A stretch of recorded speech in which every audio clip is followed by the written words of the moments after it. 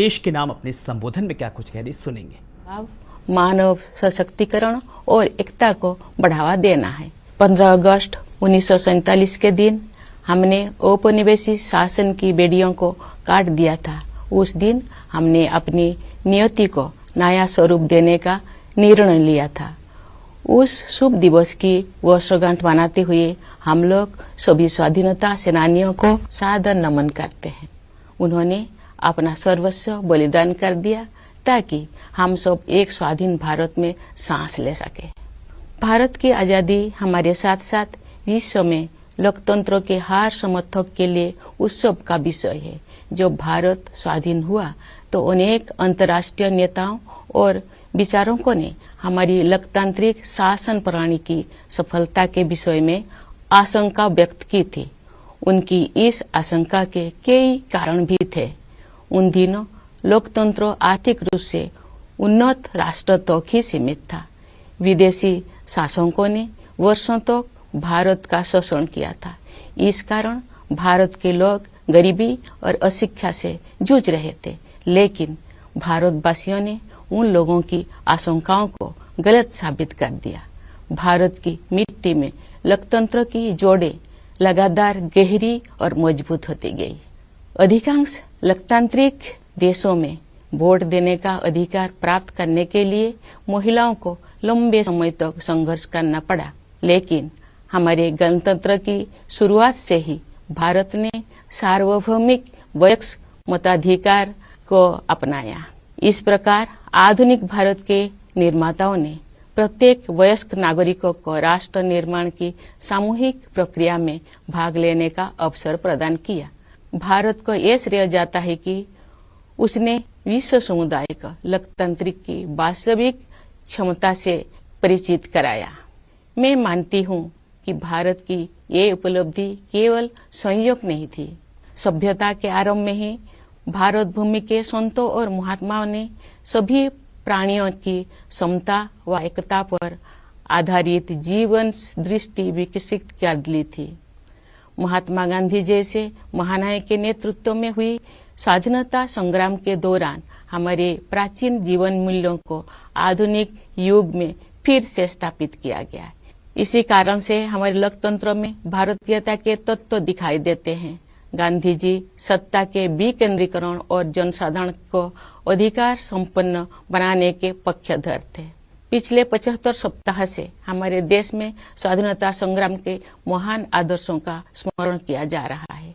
आजादी का अमृत महोत्सव मार्च 2021 में दांडी यात्रा की स्मृति को फिर से जीवंत रूप देकर शुरू किया गया है। उस युगांतरकारी आंदोलन में हमारे संघर्ष को विश्व पटल पर स्थापित किया था। उसे सम्मान देकर हमारे इस महोत्सव की शुरुआत की गई। ये महोत्सव भारत की जनता को समर्पित है। देशवासियों द्वारा हासिल की गई सफलता के आधार पर आत्मनिर्भर भारत के निर्माण का संकल्प भी इस उत्सव का हिस्सा है। हर आयु वर्ग के नागरिक पूरे देश में आयोजित इस महोत्सव के कार्यक्रम में उत्साहपूर्वक भाग ले रहे हैं।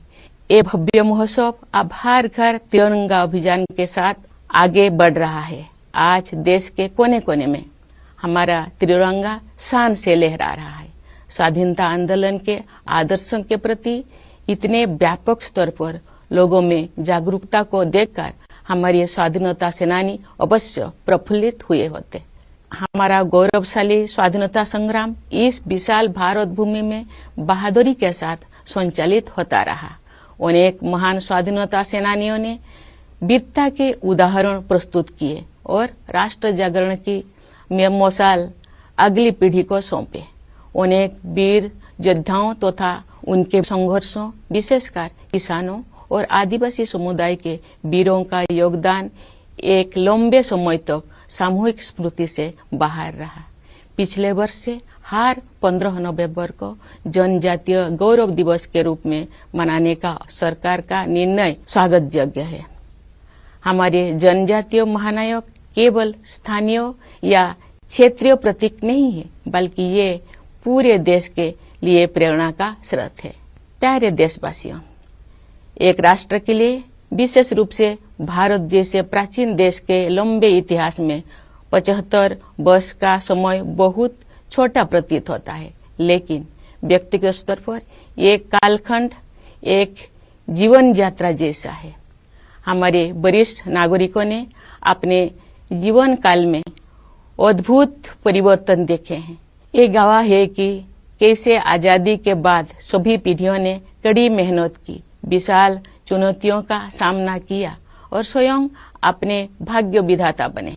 इस दौर में हमने जो कुछ सीखा है वो सब उपयोगी साबित होगा, क्योंकि हम राष्ट्र की यात्रा में एक ऐतिहासिक पड़ाव की ओर आगे बढ़ रहे हैं।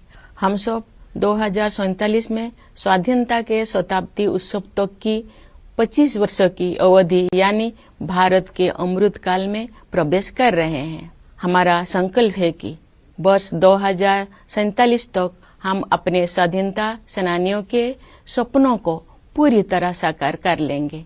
इसी कालखंड में हम बाबा साहेब भीमराव अंबेडकर के नेतृत्व में संविधान का निर्माण करने वाला विभूतियों के विजन को साकार कर चुके होंगे। एक आत्मनिर्भर भारत के निर्माण में हम पहले से ही तत्पर है। वो एक ऐसा भारत होगा जो अपनी संभावनाओं को साकार कर चुका होगा।